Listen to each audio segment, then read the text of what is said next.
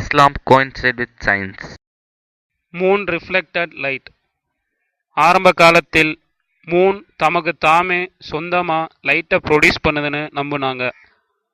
தென் லேட்டராக Sun தான் சொந்தமாக லைட்டை ப்ரொடியூஸ் பண்ணுதுன்னு, அந்த சன்லைட்டை மூன் அப்சர்வ் பண்ணி அதை ரிஃப்ளெக்ட் பண்ணுதுன்னு கண்டுபிடிச்சாங்க. இதை திருமறை சூரா அல் ஃபுர்கான் 61 வசனத்தில் تبارك الذي جعل في السماء بروجا وجعل فيها سراجا وقمرا منيرا. வானத்தில் கோலங்கள் சுழன்று வர பெரும் தங்குமிடங்களை ஆக்கி அதில் ஒரு விளக்கை போன்று சூரியனையும் பிரகாசிக்கக்கூடிய சந்திரனையும் அமைத்தானே, அத்தகையவன் அந்த ரஹ்மான் மிக்க பாக்கியமுடையவன் என கூறுகிறது. Barrier between sweet and salt water. கடல் நீர் வெறும் உப்பு சுவையை கொண்டது மட்டுமல்ல, உப்பு, இனிப்பு போன்ற பலதரப்பட்ட சுவையை கொண்டது என இன்றைய நவீன அறிவியல் கண்டுபிடிப்புகள் கண்டுபிடித்திருந்தாலும் குர்ஆனாகிய அறிவு பொக்கிஷத்தில் அன்றே கூறப்பட்டுவிட்டது. சூரா அல் ஃபுர்கான் வசனம் 53 والذي مرج البحرين هذا عذب فرات وهذا ملح أجاج وجعل بينهما برزخا وحجرا محجورا.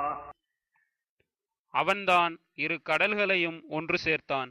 அதில் ஒன்றான இது மிக்க இனிமையும் சுவையும் உள்ளது, மற்றொன்றான இது உப்பும் கசப்புமானது. இவ்விரண்டிற்கும் இடையே ஒரு திரையையும் மீற முடியாத ஒரு தடையையும் ஏற்படுத்தி இருக்கிறான் என தெளிவுபட குர்ஆன் கூறுகிறது. Formation of baby. ஓர் ஆணில் உருவாகக்கூடிய விந்தணு அவனது முதுகந்தண்டில் இருந்தும் பெண்ணுக்கு அவளது நெஞ்செலும்பலில் இருந்தும் உருவாகிறது.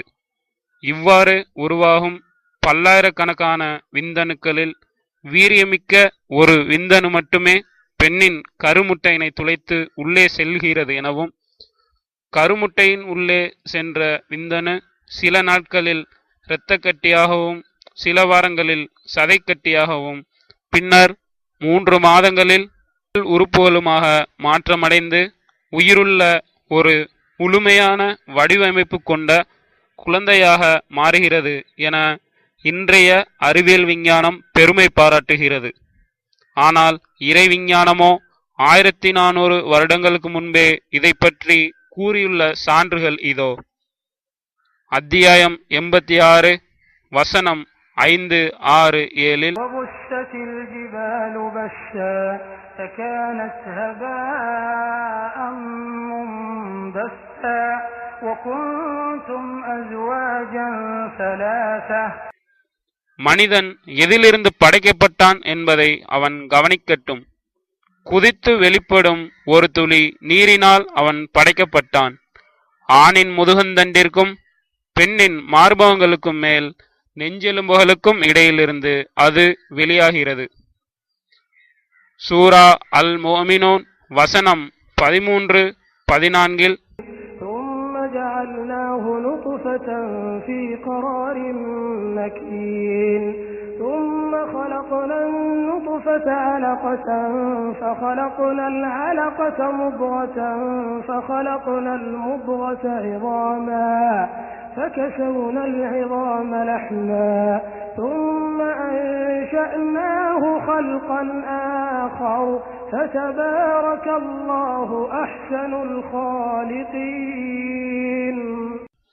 பின்னர் நாம் மனிதனை படைப்பதற்காக அவனை ஒரு பாதுகாப்பான இடத்தில் இந்திரியத் துளியாக்கி வைத்தோம். பின்னர் அந்த இந்திரியத் துளியை இரத்தக்கட்டியாக படைத்தோம். பின்னர் அந்த இரத்தக்கட்டியை ஒரு சதைத்துண்டாக படைத்தோம். பின்னர் அந்த சதைத்துண்டை எலும்புகளாகவும் ஆக்கினோம். பின்னர் அவ்வெலும்புகளுக்கு மாமிசத்தை அணிவித்தோம். பின்னர் நாம் அதனை வேறொரு படைப்பாக மனிதனாகச் செய்தோம். எனவே படைப்பாளர்களில் மிக்க அழகானவனான அல்லாஹ் பெரும் பாக்கியமுடையவன். Big bang theory. ஹோல் யூனிவர்ஸும் ஆரம்ப காலத்தில் பிரைமரி நெபுலாங்கிற ஒரு பிக் மாஸா இருந்ததாகவும் பின்பு வெடித்து அதிலிருந்து ஸ்டார்ஸ், மூன், சன் போன்ற பிளானட்ஸ் எல்லாம் உருவானதாகவும் அறிவியல் கூறுகிறது.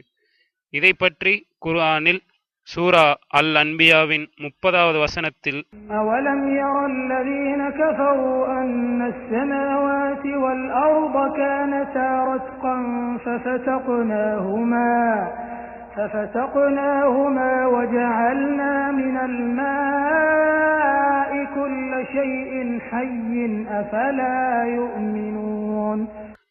நிச்சயமாக வானங்களும் பூமியும் முதலில் இணைந்திருந்தன என்பதையும் இவற்றை நாமே பிரித்து அமைத்தோம் என்பதையும் இவர்கள் பார்க்கவில்லையா என்று இறைவன் கூறுகின்றான். Planet revolution. பிளானட் ரெவல்யூஷனை பற்றி இறுதியாக 1543 காப்பர் நிக்கஸ் என்கிற சயின்டிஸ்ட் தன்னுடைய தியரி ஒன்றை வெளியிட்டார். அதன்படி ஒவ்வொரு பிளானட்டும் நீள்வட்ட பாதையில் சுழன்று வருகிறது என்று கூறியுள்ளார். இதை பற்றி திருமறையில் அத்தியாயம் 21 வசனம் 33 وهو الذي خلق الليل والنهار والشمس والقمر كل في فلك يسبحون. இன்னும் அவன் எத்தகையவனென்றால் இரவையும் பகலையும் சூரியனையும் சந்திரனையும் படைத்தான். அவை ஒவ்வொன்றும் வானத்தில் தமக்குரிய மண்டலங்களில் நீந்திச் செல்கின்றன என கூறப்பட்டுள்ளது. Water cycle. அறிவியலின் கூற்றுப்படி வாட்டர் சைக்கிள் என்பது சூரிய வெப்பத்தால் கடல் நீர் ஆவியாகி வானத்தில் சிறு சிறு நீர் குமிழிகளாக மிதக்கின்றது. பின்பு காற்றின் மூலம் இவைகள் ஒன்று சேர்க்கப்பட்டு மழையாக பூமியில் விழுந்து குளம், குட்டை, ஆறு என மாற்றமடைகிறது. மேலும் ஆறுகளில் பெருக்கெடுத்து ஓடும் மழைநீர் மீண்டும் கடலிலேயே கலந்து விடுகிறது.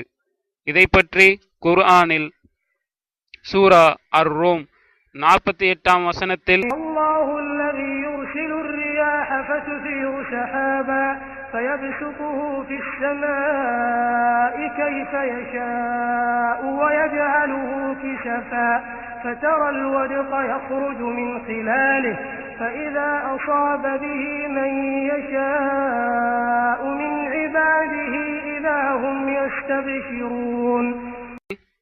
அல்லாஹ்தான் காற்றுகளை அனுப்பி அவற்றால் மேகத்தை ஓட்டி பிறகு அதை தான் நாடியபடி வானத்தில் பரத்தி பல துண்டுகளாகவும் ஆக்கிவிடுகிறான். அதன் மத்தியிலிருந்து மழை வெளியாவதை நீர் பார்க்கிறீர்.